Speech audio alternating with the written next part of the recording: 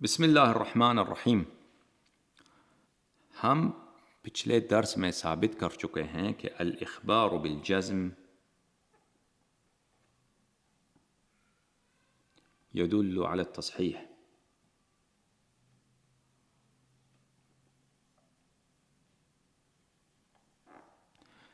کہ جزم کے ساتھ، یقین کے ساتھ کسی بات کو رسول اللہ صلی اللہ علیہ وآلہ وسلم سے یا کسی صحابی سے منسوب کرنا، یعنی یہ کہنا کہ رسول اللہ صلی اللہ علیہ وآلہ وسلم نے یہ کہا ہے، یہ بولا ہے، یہ کیا ہے، یہ امر کیا ہے، یہ نہی فرمایا ہے صلی اللہ علیہ وآلہ وسلم، یہ اس بات پہ دلالت کرتی ہے کہ وہ مطلب آپ کے نزدیک ثابت شدہ ہے، آپ کے نزدیک صحیح ہے۔ جب اس بات کو ہم ثابت کر چکے تو میں اب تصحیح دکھاتا ہوں اکابر محدثین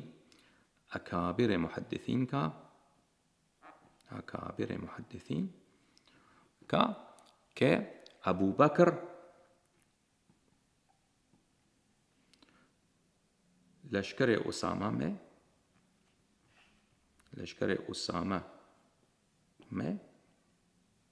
سپاہی تھے، شامل تھے۔ اس بات کی تصحیح، اب کوئی کہے کہ تو اس سے کیا ثابت ہوتا ہے، کیا ہوا؟ ابو بکر اگر اس میں شامل ہوا تو انشاءاللہ تبارک و تعالی اس سے جو متائن اور ابو بکر و عمر کے خلافت کے ابطال کے جو دلائل اس سے ہمارے مستخرج ہوتے ہیں، ہمارے ہاتھ میں آتا ہے، تو وہ میں آپ کو اگلی دروس میں انشاءاللہ تعالی بتاؤں گا۔ یہ کتاب ہے شرح صحیح البخاری ابن البطال وہو ابو الحسن علی ابن خلف ابن عبد الملک۔ یہ شروح بخاری کا ایک ہی بہت پرانا شرح، اور اس کا مصنف بہت ہی عظیم مصنفین میں سے، شراح احادیث میں سے ہے، اور انہوں نے اس شرح کو کامل نہیں کیا ہے، اور بہت سارے محققین یہی کہتے ہیں کہ اگر ابن بطال اپنے شرح کو کامل کرتے تو وہ بھی فتح الباری کی طرف ایک بہت ہی اہم شرح ہوتی صحیح بخاری کی۔ بہرحال پھر بھی ایک بہت ہی اہم شرح ہے بخاری کی۔ الجزء الثامن، 8واں مجلد، طبع مکتبۃ الرشد بالریاض، اس میں صفحہ نمبر 464 میں وقد قدم رسول اللہ صلی اللہ علیہ وآلہ وسلم اسامة على جیش فیہ ابو بکر و عمر۔ رسول اللہ صلی اللہ علیہ وآلہ وسلم نے اسامہ کو مقدم رکھا، اسامہ کو انہوں نے پروموٹ کیا، پروموشن دی، مقدم رکھا، اور دوسروں کو مؤخر رکھا، پیچھے رکھا، کیونکہ اسامہ کمانڈر بنا۔ رسول اللہ صلی اللہ علیہ وآلہ وسلم نے اسامہ کو پروموٹ کر کے ایک لشکر کا کمانڈر بنا دیا، جس لشکر میں کون سے صحابہ تھے؟ ابو بکر بھی تھا، اس میں عمر بھی تھا۔ اچھا، یہ کتاب ہے فتح الباری بشرح صحیح البخاری للحافظ ابن حجر العسقلانی، الجزء السابع، 7واں مجلد، چھپی ہے یہ کتاب دارالفکر لبنان میں سنہ 2007 میں۔ اچھا، باب مناقب زید بن حارثہ، صفحہ نمبر 393، اس باب میں اگلے صفحے میں دیکھیے۔ وقد کنتم تطعنون فی امارت ابیہ من قبل، یہ اس حدیث کی شرح ہے کہ رسول اللہ صلی اللہ علیہ وآلہ وسلم نے صحابہ سے خطاب کر کے کہا کہ تم اگر ابھی اسامہ کی کمانڈر ہونے پر اعتراض کرتے ہو تو اس سے پہلے ان کے والد جو زید ابن حارثہ رضی اللہ عنہ تھے، ان کی کمانڈر ہونے پر بھی تم نے اعتراض کیا تھا۔ اچھا، وفیہ جواز امارت المولا وتولیت الصغار علی الکبار والمفضول علی الفاضل۔ رسول اللہ صلی اللہ علیہ وآلہ وسلم نے یہ جو کام کیا ہے، اس میں کیا ہے؟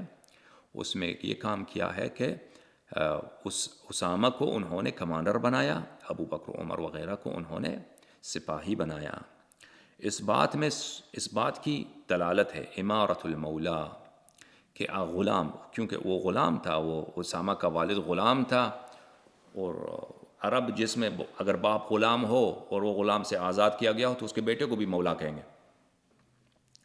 یہ بلے۔ اور مولا کا اصل مطلب کیا ہے عزیزو؟ مولا کا اصل مطلب یہ ہے مولا المولا الاولا بالشیء، الاولا بالشیء، یعنی جو کسی چیز سے نہایت قریب ہے، بالشیء، کیونکہ جو مولا، مالک کو بھی مولا کہتے ہیں، غلام کا جو مالک ہے اس کو بھی مولا کہیں گے، کیونکہ وہ اولا ہے، وہ سب سے قریب ہے. اب کس سے؟ غلام سے. غلام سے، اپنے غلام سے. کون اس غلام سے؟ غلام کی اولا بالطاعہ، مستحق غلام اس سے طاعت کرے، اس سے اس کی بات سنے، اس کی خدمت کرے، تو وہ اولا ہے غلام سے، اس لیے اس کو مالک کو بھی مولا کہا گیا ہے. اور غلام جو آزاد ہوا ہے، آزاد شدہ غلام، معتق، آزاد شدہ غلام، اس کو بھی مولا عرب میں کہتے ہیں، مولا کہتے ہیں، اس لیے کہ وہ بھی سب سے قریب ہے کس سے؟ یعنی جس نے احسان کیا آپ پر، جس شخص نے آپ پر احسان کیا، اس نے آپ کو آزاد کر دیا. کیونکہ غلام کا تو کوئی ہوتا نہیں دنیا میں، نہ اس کی فیملی ہوتی ہے، نہ اس کا ماں باپ کا، وہ پتہ نہیں کہاں سے اس کو پکڑ کے لے کے آئے، غلامی میں بیچ دیا. تو اس کا فیملی سب کچھ اس کا کون ہوتا ہے؟ اس کا وہی ہوتا ہے مالک جس نے اس کو آزاد کیا ہے.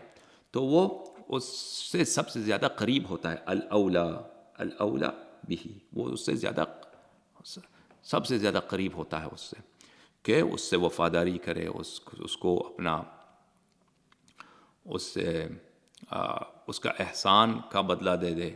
اس لیے اس کو دونوں کو مولا کہتے ہیں زبان عرب میں. تو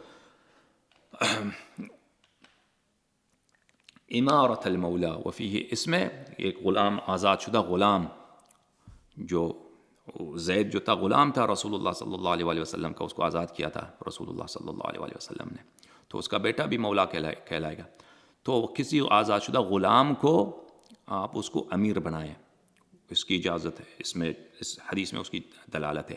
وتولیۃ الصغار علی الکبار، اور اس حدیث میں دلالت ہے کس بات کی؟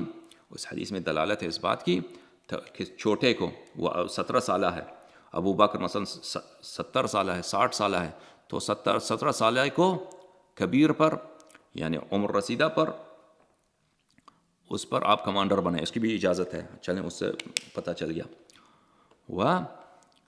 والمفضول علی الفاضل، اور کیونکہ یہ کہتے ہیں یہ تو اصل مدعا ہے کہ مفضول کون ہے؟ کم فضیلت، کم فضیلت. مفضول کس کو بولتے ہیں؟ کم فضیلت والے کو. اور افضل کون ہوتا ہے؟ جس کی فضیلت زیادہ ہے. مفضول کم فضیلت کو افضل پر آپ اس کو مقدم رکھیں، اس کو کمانڈر بنائیں. یہ اس کی دلیل ہے. یہ اس کی دلیل نہیں ہے، یہ دور ہے. دیکھیں دور کس کو کہتے ہیں؟ مثلا میں آپ کو بتاؤں کہ دور یہ ہوتا ہے کہ انڈا پہلے تھا یا مرغی. کیونکہ مرغی ہونے کے لیے انڈے کی ضرورت ہے، انڈے ہونے کے لیے مرغی کی ضرورت ہے. تو خدا نے جس کو بھی پہلے بنایا ہے وہی پہلے تھا. کیا امامت مفضول جائز ہے؟ یعنی ایک شخص کم فضیلت والا ہے، مثلا ایک شخص کے پاس اس فضیلت کم ہے اور اس قوم میں افضل موجود ہے، وہاں پہ افضل موجود ہیں جس کی زیادہ لیاقت ہے، تو کیا مفضول کی افضل پر امامت جائز ہے کہ اس کو امام اور پیشوا بنایا جائے؟ ہم کہیں گے کہ نہیں، یہ جائز نہیں. قرآن کی روح سے جائز نہیں، عقل کی روح سے جائز نہیں ہے، قرآن کی روح سے جائز نہیں ہے، سنت کی روح سے جائز نہیں ہے، کسی بھی لحاظ سے جائز نہیں ہے، قبیح بات ہے. ٹھیک ہے. جماعت مخالفین کہتے ہیں کہ یہ جائز ہے. اکثر نہیں کہتے، ان میں سے اکثریت یہ کہتی ہے کہ یعنی عمر کے پیروکار مفضول کو افضل پر امامت دینا یہ درست ہے، امامت دینا یہ جائز ہے. اچھا، لیکن یہ باطل بات ہے، ہم اس کو باطل کریں گے انشاءاللہ ادلہ کے ساتھ. تو اگر ان سے مانگا جائے کہ دلیل کیا ہے، ان کی دلیل یہی ہے، جیش اسامہ میں، یا وہ جیش جس میں ابو موسیٰ اشعری کو کمانڈر بنایا، ابو بکر عمر کو اس میں سپاہی بنایا، ابو موسیٰ الاشعری کو رسول اللہ صلی اللہ علیہ وسلم نے کمانڈر بنایا. تو وہ کہیں گے کہ بھائی دیکھو اسامہ جو ہے مفضول ہے، اس کی فضیلت کم ہے، ابو بکر عمر کی فضیلت زیادہ ہے، اس لیے اسامہ کو کمانڈر بنائے. ہم کہتے ہیں نہیں، اسامہ افضل ہے، اسامہ افضل ہے ابو بکر عمر سے ہر لحاظ سے. اسی لیے کیونکہ اسی بات بتانے کے لیے رسول اللہ صلی اللہ علیہ وسلم نے اسامہ کو خلیفہ امیر بنایا، کمانڈر بنایا، اور ابو بکر عمر کو سپاہی بنایا. لہذا وہ چیز جو یہ دلیل لاتے ہیں یہ ایک دوری بات ہے. دور کس کو بولتے ہیں؟ دوری استدلال، سرکولر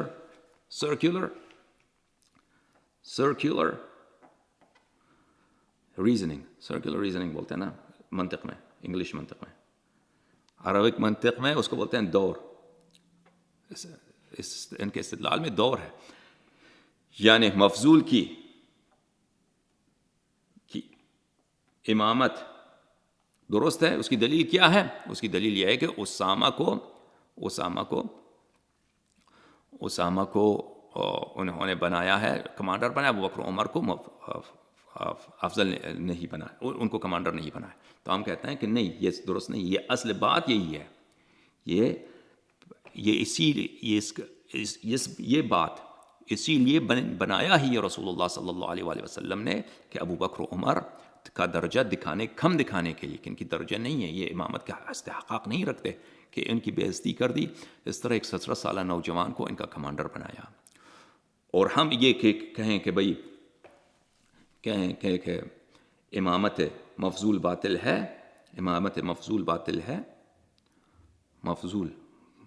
ہے کیونکہ افضل موجود ہے، زیادہ لیاقت رکھنے والا، زیادہ علم رکھنے والا، زیادہ شجاع، زیادہ متقی پرہیزگار موجود ہے.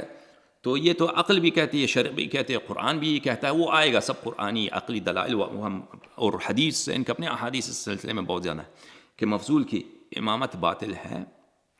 وہ تو ہم اس پر ہم جیش اسامہ پر استدلال نہیں کرتے، جماعت عمریہ اس پر استدلال کرتی ہے. اور یہ اس لیے ایک دور ہے کہ تم امامت مفضول ثابت کرنے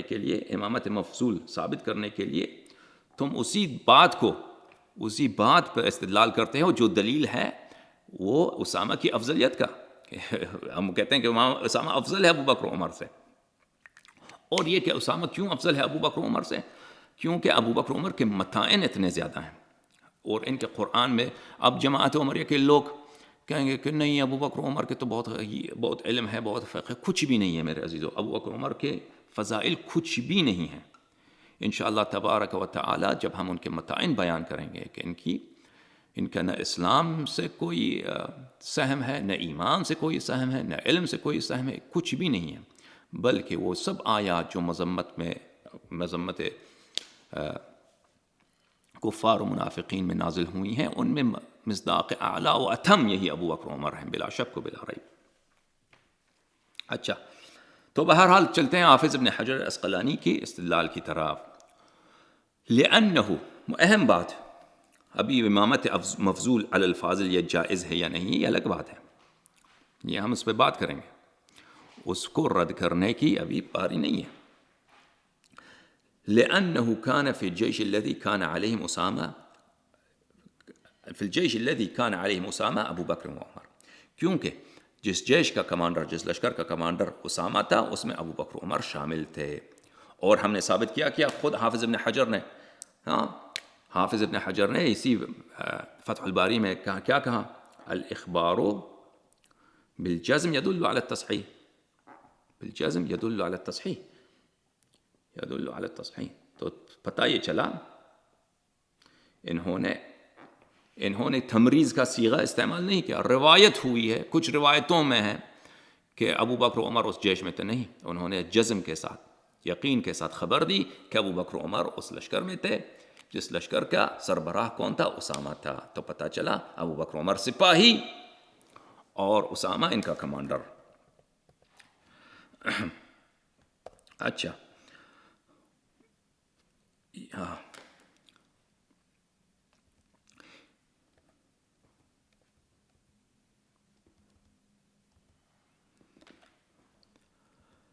كشف المشكل من حديث الصحيحين لأبي الفرج عبد الرحمن بن الجوزي تحقیق الدکتور علی حسین البواب الجزء الثانی. یہ بھی شراح شرح بخاری و مسلم ہے. ان کی مشکل احادیث کو انہوں نے شرح دی ہے. طبع دار الوطن سعودی عرب ریاض میں یہ سن 1997 میں یہ کتاب چھپی ہے. یہاں پر صفحہ نمبر 560 میں ملاحظہ فرمائیے. وهذه السرية التي أمر فيها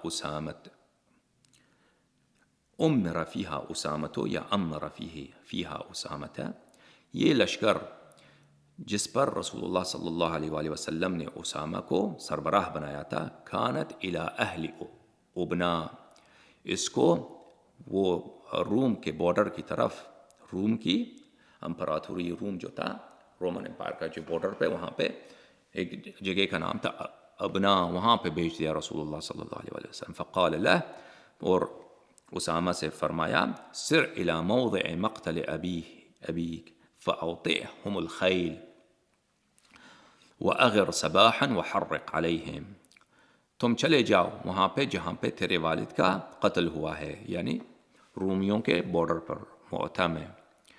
فاوطئهم الخیل، ان پہ اپنے گھوڑوں سے، گھوڑے اپنے ان پہ دوڑا دو، اپنے آپ کے جو گھوڑے ہیں، یا گھوڑے سے مراد کیا ہے، جو سوار کار ہوتے ہیں لشکر میں جو سوار ہوتے ہیں، ان کو لیڈ کرو، ان کے ساتھ تم حملہ کرو. وَأَغِرْ صَبَاحًا، اور صبح کے وقت ان پہ حملہ کر دو.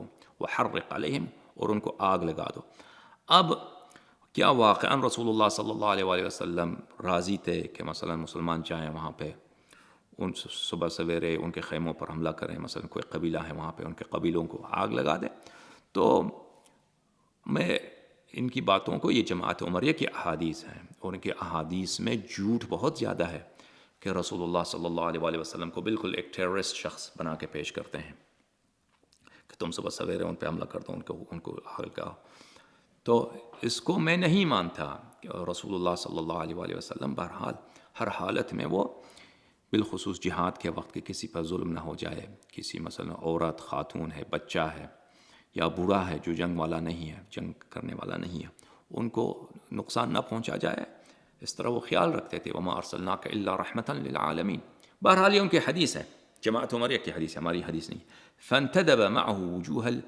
فانتدب معه وجوه المہاجرین والانصار، رسول اللہ صلی اللہ علیہ وآلہ وسلم نے حکم دیا اور ان کے حکم کی طاعت کی. ندبہ فانتدب یعنی دعاہ فاجاب، یعنی ان کے حکم کی دعوت کی، ان کے حکم کو قبول کیا. وجوہ المہاجرین، مہاجرین و انصار کے معتمدین جو ان کے بڑے تھے. وفیہم ابو بکر و عمر، اور ان میں شامل تھا کون؟ ابو بکر و عمر. یہ بھی کیا ہے، یہ روایت، یہ فرمان ان کا، فرمائش ان کی عبد الرحمن ابن الجوزی کی، ابو الفرج عبد الرحمن ابن الجوزی کی، یہ ہے الاخبار بالجزم، اور اخبار بالجزم تصحیح کی علامت ہے. اور ملاحظہ فرمائیے عزیزو، یہ کتاب ہے طرح التثریب فی شرح التقریب، حافظ عبد الرحیم ابن الحسین العراقی، جس کو کہتے ہیں ابو الفضل العراقی. اور یہ بہت بڑے محدث ہیں، بہت بڑے جماعت عمریہ کے اعاظم میں ان کا شمار ہوتا ہے فن حدیث میں. اور یہ ذہبی کے اور حافظ ابن حجر کے پائے کے محقق ہیں. بہت ہی جماعت عمریہ میں ان کی احترام کیا جاتا ہے، محدثین ان کو بہت تعظیم کی نظر سے دیکھتے ہیں. کتاب طرح التثریب فی شرح التقریب، طبع دار احیاء التراث العربی فی بیروت. اس کتاب میں ملاحظہ فرمائیے عزیزو، صفحہ نمبر 33 میں یہ ہے اسامہ ابن زید ابن شراحیل الکلبی. اسامہ ابن زید کا ذکر، پھر یہاں پر امرہ النبی صلی اللہ علیہ وآلہ وسلم علی جیش فیہم ابو بکر و عمر، رسول اللہ صلی اللہ علیہ وآلہ وسلم نے اسامہ کو ایک ایسے لشکر کا سربراہ بنا کر بھیج دیا جس میں ابو بکر و عمر بھی شامل تھے. یہ بھی الاخبار بالجزم. پھر ملاحظہ فرمائیے عزیزو، کتاب عمدۃ القاری فی شرح صحیح البخاری، تالیف محمود العینی. یہ بھی ایک اہم شرح ہے صحیح بخاری کی. جزء نمبر 18، اور یہ منشورات محمد علی بیضون دار الکتب العلمیہ بیروت لبنان میں سنہ 2001 میں چھپی ہے۔ ملاحظہ فرمائیے صفحہ نمبر 98 میں، باب بعث النبی صلی اللہ علیہ وآلہ اسامۃ بن زید فی مرضہ الذی توفی فیہ صلی اللہ علیہ وآلہ۔ نبی کریم صلی اللہ علیہ وآلہ وسلم نے اپنی مریضی کی حالت میں، وہ بیماری جس میں وہ وفات ہو گئے صلی اللہ علیہ وآلہ وسلم، اس میں اسامہ کو لشکر کا سربراہ بنا کر بھیج دیا۔ یہاں پہ کہا کہ فلم يبق احد من المهاجرين والانصار الا انتدب في تلك الغزوه منهم ابو بکر وعمر بن الخطاب۔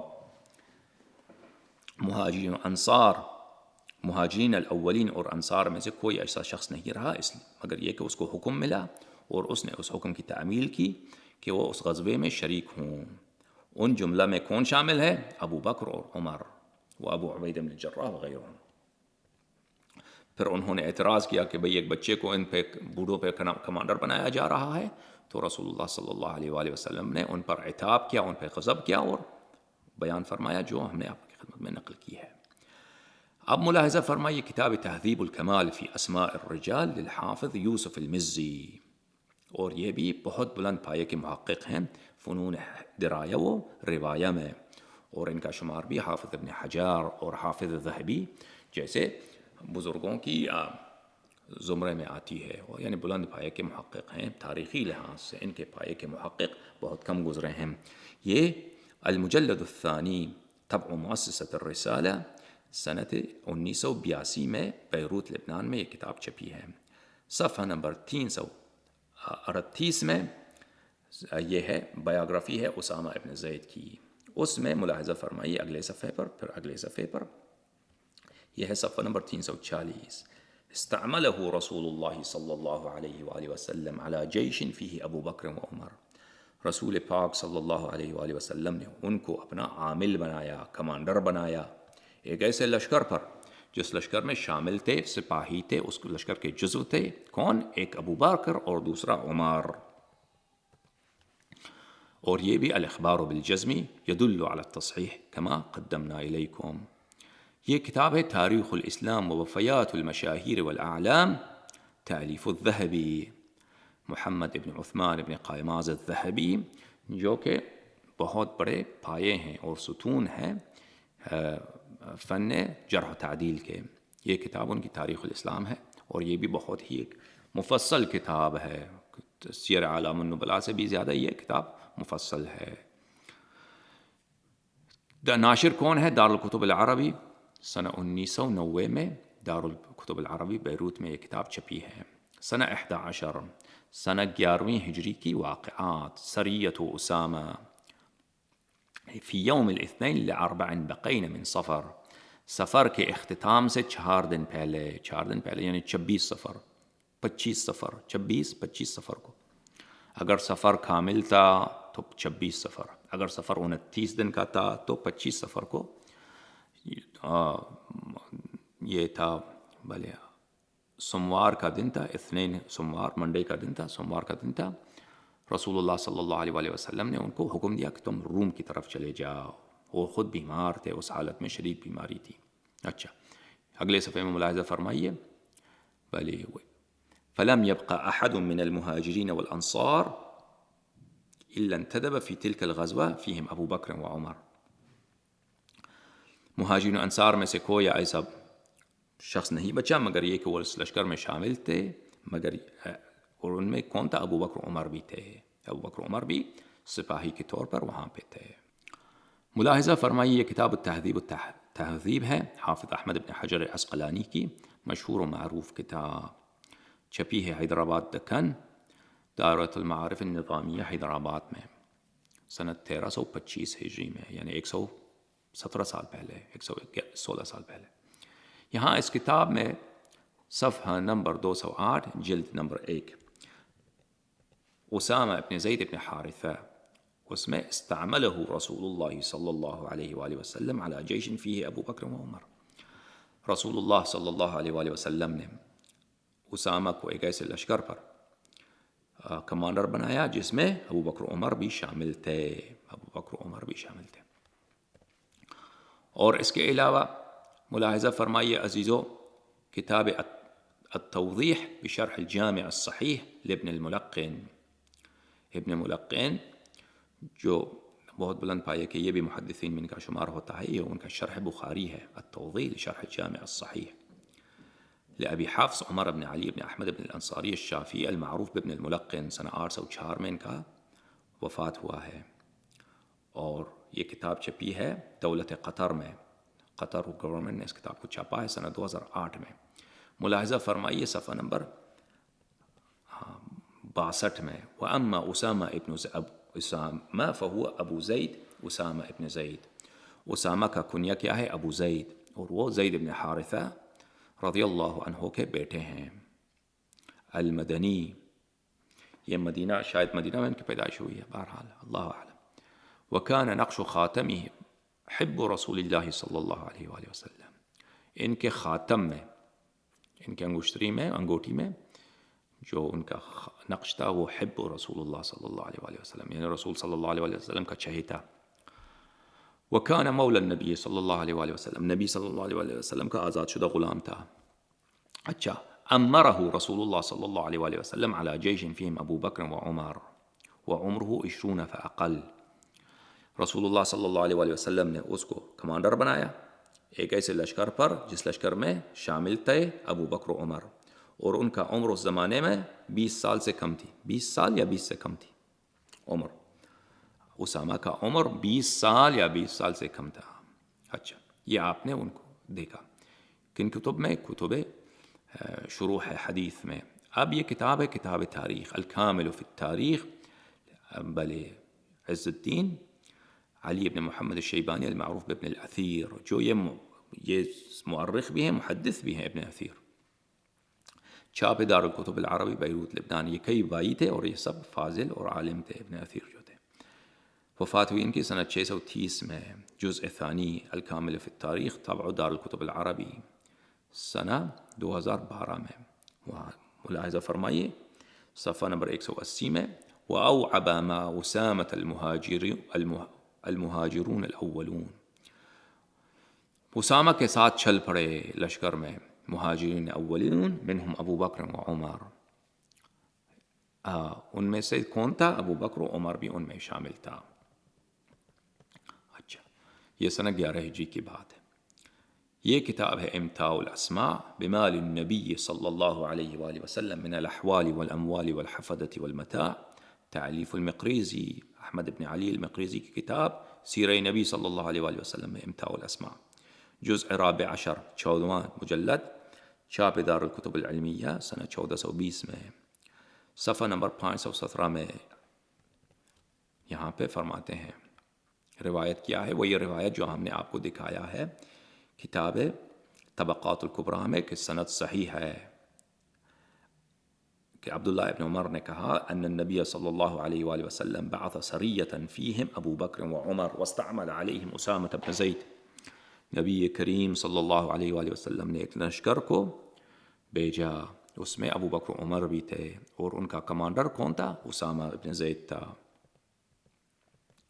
اسی طرح یہ کتاب ہے سبل الہدی والرشاد فی سیرت خیر العباد صلی اللہ علیہ وآلہ وسلم، الجزء السادس، یہ کتاب ہے صالحی شامی کی کتاب سیرہ نبی صلی اللہ علیہ وآلہ وسلم میں پر، یہ جزء سادس ہے، قاہرہ میں سنہ 1997 میں یہ کتاب وزارت اوقاف مصر نے چھاپا ہے، الباب الثمانون صفحہ 378 میں اور 379 میں ملاحظہ فرمائیے۔ وَأَسْكَرَ بِالْجُرْفِ فَلَمْ يَبْقَ أَحَدٌ مِّنَ وُجُوهِ الْمُهَاجِرِينَ الْأَوَّلِينَ وَالْأَنصَارِ إِلَّا انْتُدِبَ فِي تِلْكَ الْغَزْوَةِ مِنْهُمْ أَبُو بَكْرَ وعمر بن الخطاب۔ اسامہ لشکر لے کر باہر گئے اور انہوں نے مدینے کے باہر جرف میں، جرف جو مدینے کے باہر ایک علاقہ شام کے راستے میں، شام کی سمت میں واقع ہوتا ہے، وہاں پہ انہوں نے کیمپ لگایا، اور مہاجرین و انصار میں سے کوئی ایسا معتمد نہیں تھا، ان میں متنفذین جو تھے، ان میں جو صاحب رسوخ حضرات تھے، جہاں صاحب اسم و رسم تھے، ان سب کو رسول اللہ صلی اللہ علیہ وآلہ وسلم نے ان لشکر میں شامل کیا۔ ان حضرات میں کون شامل تھے؟ ایک تھا ابو بکر اور دوسرا عمر، ٹھیک ہے نا؟ تو یہ سب لشکر اسامہ کے جزو تھے۔ اچھا، یہاں پر ایک سوال اٹھتا ہے کہ کیا امیر المؤمنین علیہ الصلوۃ والسلام بھی لشکر اسامہ میں شامل تھے؟ اس کے لیے ہم اگلی لیکچر میں ایک مخصوص لیکچر میں ہم بتائیں گے کہ وہ شامل نہیں تھے، بلکہ ابو بکر عمر اور کسی نے ذکر نہیں کیا، کسی نے ادعا نہیں کیا کہ وہ لشکر میں شامل تھے، اور امیر المؤمنین علیہ الصلوۃ والسلام شامل نہیں تھے۔ یہ تو ان پہ واجب ہوتا ہے کہ وہ ثابت کریں کہ وہ شامل تھے، لیکن ہم ثابت کریں گے کہ شامل نہیں تھے۔